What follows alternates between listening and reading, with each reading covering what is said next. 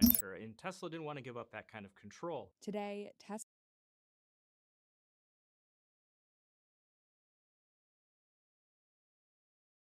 Last month, Argentina announced that they would start paying for imports using the Chinese yuan due to their shortage of dollars. And Brazil followed suit, announcing that it will allow companies. China has escalated its economic rivalry with the United States, taking direct aim at the US dollar. In recent months, Chinese financial institutions have significantly increased their short positions against the American currency, betting on its decline. Estimates suggest that Chinese banks have allocated over $100 billion toward these positions, positioning themselves to profit from any devaluation of the dollar.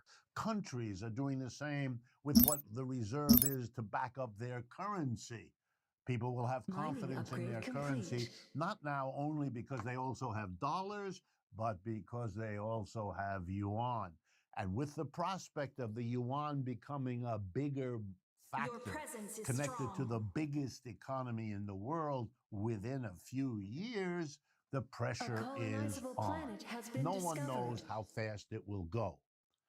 It will diminish the subsidy we get as a nation. It will squeeze American capitalism. It will be a boon to the Chinese capitalism in just the ways the dollar supremacy was for the United States.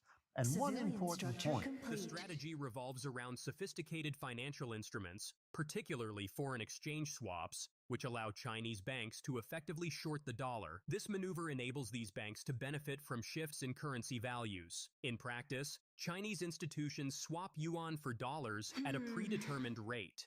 Should the dollar depreciate by the contract's end, the American counterpart owes more yuan, generating gains for the Chinese bank.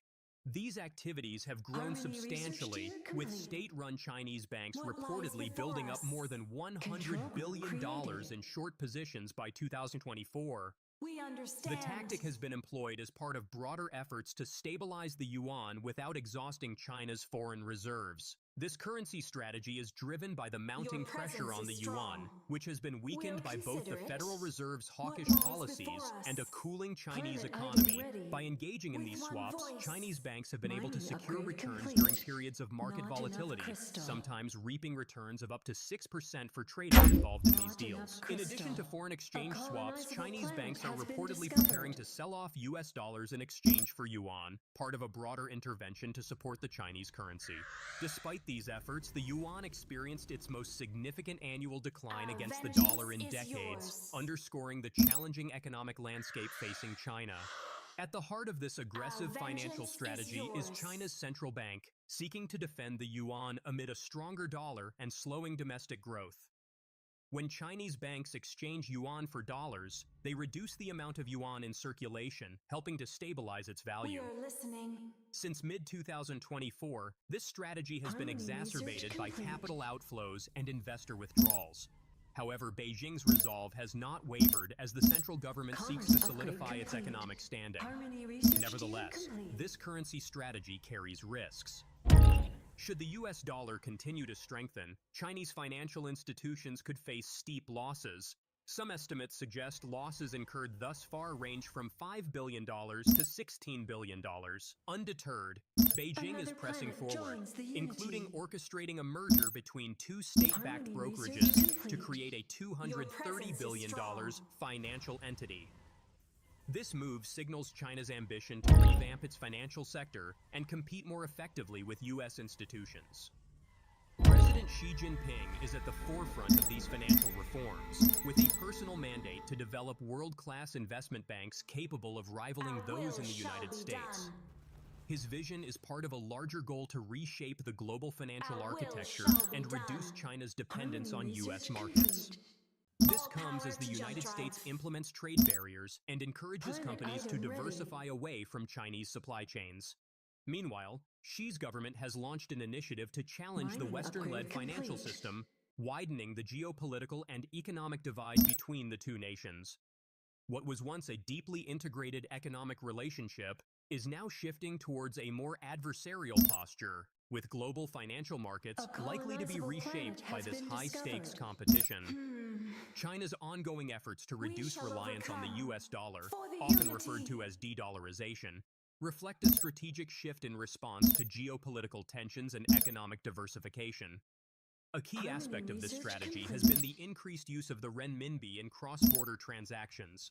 By March 2024, the RMB accounted for 52.9% of China's cross-border payments, surpassing the US dollar, which held 42.8%. This represents a significant shift from 2010 when the RMB was used in less than 1% of such transactions. Countries like Brazil and Argentina have also begun settling trade in RMB. China's de-dollarization strategy also includes the aggressive reduction of its holdings in U.S. Treasury bonds. In the first quarter of 2024 alone, China sold $53.3 billion in U.S. debt, contributing to an estimated $300 billion in total sales since 2021. This move aims to support the yuan, which has weakened against the stronger dollar. In parallel, China has increased its gold reserves, which now account for 4.9% of its total holdings, the highest level since 2015. This diversification of reserves away from the US dollar aligns with China's broader strategy to assert financial sovereignty and reduce its exposure to dollar volatility. China's de-dollarization efforts are closely tied to its involvement in BRICS, a bloc that collectively represents a larger share of global GDP than the G7. BRICS has pushed for greater use of local currencies in trade and finance, a stance that gained traction after the 2022 sanctions on Russia restricted its access to dollar-denominated markets. BRICS countries are exploring alternatives such as precious metals and commodity-backed currencies to further weaken the dollar's global grip. The trend of de-dollarization is intensifying globally, driven by a variety of economic and geopolitical factors, particularly among nations in the global south. This movement seeks to diminish the dominance of the US dollar in international trade and finance due to its significant geopolitical influence and the vulnerabilities it poses to sanctions. One of the pivotal drivers of de-dollarization is the strategic shift towards using local currencies for cross-border transactions. This trend is supported by the development of new financial infrastructures, such as proposed blockchain-based payment systems by BRICS, aimed at facilitating trade in local currencies, which could undermine the dollar's role in global commerce. This world is blowing up around us. It's blowing up around us. You may even lose the dollar as the standard throughout the world. And if you lose the dollar standard, that's like losing a war. In many ways, it's worse than losing a war. But we had the greatest economy in the history of the world. The role of the US dollar as the world's primary reserve currency is also changing, evidenced by the decreasing percentage of global central bank reserves held in dollars, from 71% in 1999 to 59% in 2024. Meanwhile, the share of non-traditional currencies like the Chinese yuan in global reserves is rising, reflecting a diversification strategy by central banks. Significantly, countries are increasingly turning to gold and other assets to diversify away from the US dollar. This shift is highlighted by nations like China and India, which have ramped up their gold reserves, viewing the metal as a safer haven compared to dollar assets. The movement of these nations toward repatriating their gold reserves from global financial centers also signifies a step towards reducing dependency on the US dollar. Furthermore, the increased trade among BRICS nations underscores this trend. Brazil's trade with its BRICS counterpart, China, notably expanded from $42 billion in 2009 to $114 billion in 2019. Such alliances not only reflect a shift in global economic power, but also highlight a collective push for an economic realignment away from traditional dollar-based systems. Additionally, the geopolitical use of the US dollar, especially in the form of sanctions against countries like Russia and Iran, has prompted these and other nations to seek alternatives to the US dollar for their financial and trade operations. China's economy grows over, the next few years, over the next few decades. How can we align ourselves with this growing powerhouse? And also, I think there are countries that are looking at what happened with the sanctions and saying, what if we cross lines with the US, with the EU? How will sanctions cripple our economies? And so there might be countries that are thinking maybe it's good to shift away from our dependence on the dollar. China's covert strategy to manage its currency is exposing domestic banks to potential multi-billion-dollar losses while providing hedge funds and other investors with lucrative profits, according to a report by Bloomberg. At the core of this strategy are foreign exchange swaps, which Chinese state-run banks have increasingly relied on to stabilize the yuan amid heavy selling pressure. The report cites unnamed insiders as confirming that these swaps have allowed Chinese banks to accumulate short positions against the US dollar, totaling more than $100 billion since last year. The trades, though, have led to distortions in the swap market, creating near risk-free returns of up to 6% for traders on the opposite side of the deals. While these returns have decreased recently, estimates suggest Chinese banks have faced paper losses ranging from $5 billion to $16 billion during the yuan's sharp decline earlier this year. This approach marks a shift in China's currency management, a strategy adopted after a troubled 2015 devaluation that forced the government to spend $650 billion in foreign reserves. By using state banks instead of direct central bank intervention, China has managed to support the yuan without depleting its reserves, avoiding scrutiny from international markets. Brad Setzer, a senior fellow at the Council on Foreign Relations, says, "The benefit of using state banks for indirect intervention is clear. It hides the government's role and avoids the public and international scrutiny associated with direct action by the People's Bank of China. While this tactic has shielded China's reserves, it has also opened up opportunities for global investors, with foreign banks, hedge funds, and even offshore Chinese entities capitalizing on the market inefficiencies created by these swaps. Leveraging these trades has enabled them to amplify profits, attracting multinational corporations and financial institutions alike. This development comes at a time when Chinese stocks are teetering on the edge of a 5-year low, with the CSI 300 index down over 13% since its peak in May. Market players are now putting pressure on the People's Bank of China as traders expect the yuan to weaken further. China wants to avoid another currency fiasco like the 2015 episode, when it burned through $650 billion in foreign reserves. At the time, it offloaded this burden onto banks and avoided the risky optics of depleted reserves. The yuan has strengthened 1.3% against the dollar in August, recouping nearly all its losses in the first half of the year. On Friday, it looked set for its 5th straight weekly gain, the longest winning streak in more than 3 years. The yuan has been helped by growing bets for Federal Reserve interest rate cuts, which are weakening the dollar, and by a rally in the Japanese yen. Meanwhile, Chinese authorities have worked behind the scenes to ensure the currency doesn't spike abruptly, which could roil fragile domestic financial markets and hurt exporters. They have surveyed the market to gauge the pressure and quietly relaxed restrictions on imports of gold and trading positions in the yuan for some banks. Gary Eng, senior economist for Asia Pacific at Natixis, states, "The government is probably less concerned about depreciation, but remains wary of FX volatility. While the pressure on the yuan may ease as the Fed may finally cut interest rates, there may be sudden and significant movements in capital flows. Analysts at the Macquarie Group estimate exporters and multinational companies have accumulated foreign currency holdings of more than $500 billion since 2022. Zhu Chaoping, global market strategist at JP Morgan Asset Management, notes, "As the yuan appreciates, concerns about the potential unwinding of yuan carry trade and shocks to financial markets may arise. Recent market volatility in Japan might have reminded policymakers about these risks." Hi, I'm Steve Clemens, and I have a question. For all of our lives, the dollar has been the king of currencies around the world.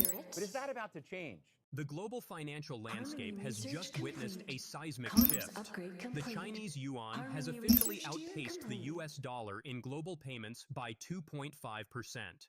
This development marks a pivotal moment in the ongoing transformation of the international monetary system, challenging long-held assumptions about currency dominance. Former President Donald Trump says the U.S. dollar is under attack. And we will keep the U.S. dollar as the world's reserve currency, and it is currently under major siege. Many countries are leaving the dollar. Since the spring, Trump has been expressing concern over the idea that other countries may want to move away from the dollar. and he's announced plans to try to keep that from happening. This is from a rally he held in Wisconsin this month. They're not going to leave the dollar with me. I'll say, you leave the dollar. You're not doing business with the United States because we're going to put 100% tariff on your goods. Sir, we would like very much to get back to the dollar immediately. Thank you very much. It's so easy. This unprecedented change is largely attributed to the strategic maneuvers of China and its allies, particularly within the BRICS bloc. The founding members of BRICS, Brazil, Russia, India, China, and South Africa, have been steadily increasing their use of the Chinese yuan for cross-border trade, effectively reducing their dependence on the US dollar. The rise of the yuan in international trade is not a mere coincidence, but the result of careful planning and execution by China and its partners. China and Russia, two of the most influential BRICS members, have joined forces to make yuanization a reality. Their master strategy aims to replace the dollar by providing the world with a living example of how the yuan can be used for all kinds of trade transactions. And one important point. The sanctions imposed on Russia are speeding up the importance of the yuan because the Russians, with their reliance on the Chinese, are doing more and more trade with the yuan because they are shut out of the United States. In an ironic twist, American sanctions are undermining the future of the American economy in this, among other ways. Russia has played a crucial role in this shift. Your presence is strong. Following Western sanctions imposed on its economy in February 2022, Russia began fully accepting the Chinese yuan for payments. This move was not just a reaction to sanctions, but a calculated step in the larger plan to challenge dollar hegemony. The results have been striking. In 2023 and 2024, the Chinese yuan accounted for 42% of all international transactions initiated in Russia, while the US dollar represented 39.5%. This 2.5% difference marks a significant milestone in the yuan's. The adoption of the yuan extends beyond Russia. Other developing countries, including BRICS members like India and Brazil, have also started using the yuan for their trade, especially for commodities like crude oil. India, for instance, saved an impressive $7 billion in currency exchange fees by using the yuan instead of the US dollar to purchase oil at discounted rates between 2023 and 2024. The appeal of the yuan to developing countries is multifaceted. It not only offers a way to circumvent potential Western sanctions, but also strengthens their local currencies and domestic economies. This strategy aligns perfectly with the broader goals of de-dollarization and economic sovereignty pursued by many emerging economies. According to Russian Deputy Prime Minister Alexei Overchuk, around 92% of trade transactions between Russia and China are now carried out in Russian rubles and Chinese yuan. Speaking at the Boao Forum for Asia in Hainan Province, Overchuk also expressed Russia's intention to deepen financial ties with other countries and replace the US dollar in international trade to ensure the stability and security of local currencies. The bilateral trade between China and Russia continues to flourish, reaching $240.1 billion in 2023, a 26.3% increase from the previous year, with energy being a key driver of this trade. This growth demonstrates the effectiveness of their de-dollarization efforts and the strengthening economic ties between the two nations. The yuan's performance in international trade has been nothing short of remarkable. According to data from the Society for Worldwide Interbank Financial Telecommunication, the world's largest interbank messaging service, the yuan's usage in international trade reached an all-time high in July 2024. The yuan maintained its position as the fourth most traded currency globally, with its share of global transactions increasing to 4.74% from 4.61% in June. This marked the 9th consecutive month that the yuan's share remained above 4%, a clear indicator of its growing importance in the global financial system. SWIFT payment data is crucial in measuring a currency's standing in the international arena. It reflects not only the frequency of use in foreign exchange markets, but also in commodity trading and inclusion in government foreign reserves. The recent data shows that the value of transactions conducted in yuan rose by 13.4% compared to June, outpacing the 10.3% growth recorded for all currencies combined. It's worth noting that when SWIFT first started tracking the yuan's use in 2010, it accounted for less than 0.1% of global settlements. Since then, the yuan has risen significantly in trade finance, achieving the second spot with a 6% market share, surpassing the euro's 5.8%. This rapid growth underscores the yuan's increasing importance in global trade and finance. China's efforts to internationalize the yuan have been relentless and multifaceted. In a significant development, the yuan became the most widely used currency for cross-border transactions in China in March, surpassing the US dollar for the first time. According to data from the State Administration of Foreign Exchange, cross-border payments and receipts in yuan hit a record $549.95 billion in March. The yuan accounted for 48.4% of all cross-border transactions, while the dollar's share dropped to 46.7% from 48.6% the month before. That's why it is as big as it is now, and that's why most predictions have it be a bigger economy at the end of this decade than the United States. And what that means is that all over the world, citizens who are planning to do all kinds of growth and expansion and trade now need to have yuan in their wallets, yuan in their bank accounts. Because more and more countries are saying, we want to be paid in that currency because we do more business with China than we do with the United States. And therefore, at the very least, we want to reduce the old use of the dollar, which was virtually total, and now maybe 50-50 dollar. They're adjusting. Banks are doing the same with their reserves. Countries are doing the same with what the reserve is to back up their currency. People will have confidence in their currency, not now only because they also have dollars, but because they also have yuan. And with the prospect of the yuan becoming a bigger factor connected to the biggest economy in the world within a few years, the pressure is on. No one knows how fast it will go. It will diminish the subsidy we get as a nation. It will squeeze American capitalism. It will be a boon to the Chinese capitalism in just the ways the dollar supremacy was for the United States.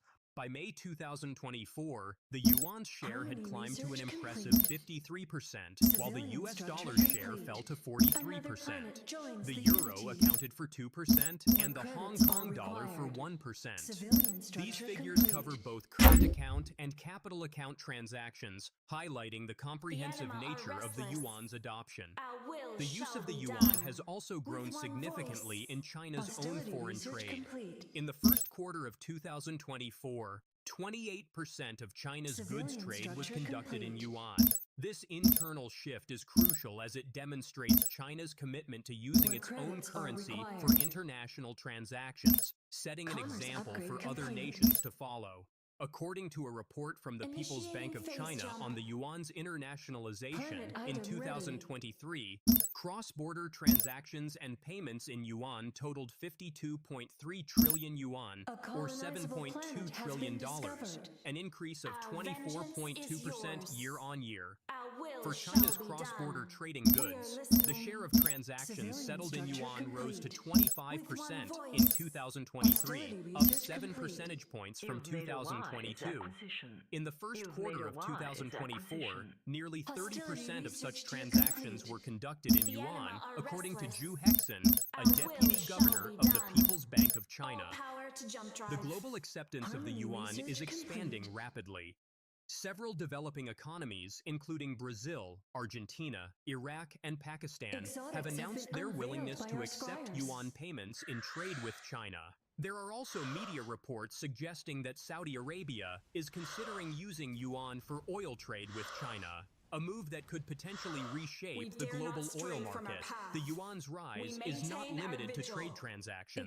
It's also making significant inroads in financial markets. As of the end of May 2024, foreign investors held 4.2 trillion yuan in mainland Chinese debt securities, a 32% increase from the previous year. The issuance of yuan-denominated bonds by foreign entities in mainland China, known as panda bonds, has also increased substantially since last year. The appeal of panda bonds lies partly in their relative affordability, with China's nominal interest rates significantly lower than those in the U.S. Between January and May 2024, panda bonds worth 81 billion yuan, $11 billion, were issued in the interbank market, bringing the total stock of panda bonds to around 240 billion yuan, up from 195 billion yuan at the end of 2023. This shift in global currency dynamics is occurring against the backdrop of significant economic measures in China. The yuan recently hit a 16-month high against the US dollar, strengthening to 7.017 per dollar. This surge came in response to new stimulus measures announced by Chinese authorities, including a 50 basis point cut to banks' reserve requirement ratios, easing of mortgage repayments for households, and support for the housing and stock markets. While these measures have initially been received positively by the markets, some analysts express concerns about the underlying economic challenges facing China. The impact of these developments has been felt across global currency markets, with the dollar index declining and currencies like the euro and Australian dollar strengthening. The Australian dollar, for instance, strengthened 0.63% versus the greenback to $0.6881, touching a 14-month high of $0.6885 after the country's central bank reiterated that interest rate cuts were unlikely in the near term as it held policy steady, but softened its hawkish stance by saying monetary tightening was not discussed. As the yuan gains prominence, it's crucial to consider the broader context of global finance, particularly the role of U.S. Treasury securities. Historically, these securities have been cornerstones of global banking reserves, especially after the Bretton Woods Agreement in 1944. They have matured into cornerstones of global banking reserves, enabling the U.S. to finance its deficits economically thanks to robust international demand that keeps interest rates low. However, the current state of U.S. national debt, which exceeded $35 trillion by mid-2024 and has doubled in the last 15 years, raises concerns about long-term economic stability. This figure has doubled in the last 15 years, highlighting a trend of increasing government expenditure and debt accumulation. The rising U.S. debt poses several risks, including increased costs of debt servicing, potential inflation, and higher borrowing costs. These factors could lead to the need for higher taxes or reduced government spending in the future. The higher rates make debt servicing more expensive, potentially leading to inflation and increased borrowing costs, which could crowd out private investment. China's strategy in reducing its U.S. Treasury holdings is particularly noteworthy. From a peak of $1.316 trillion in 2013, China's holdings have decreased to about $768 billion by mid-2024. This reduction reflects China's efforts to diversify its investment portfolio, reduce exposure to U.S. economic and political risks, and seek greater economic autonomy. The trend of de-dollarization is driven by a combination of geopolitical shifts, economic changes, and technological advancements. Countries like Russia and China are at the forefront of these efforts, promoting their own currencies and developing alternative payment systems. For example, China has set up the cross-border interbank payment system to facilitate the international use of the renminbi, yuan. The dollar's share of global reserves has been declining, falling from about 71% in 1999 to 59% by the first quarter of 2023.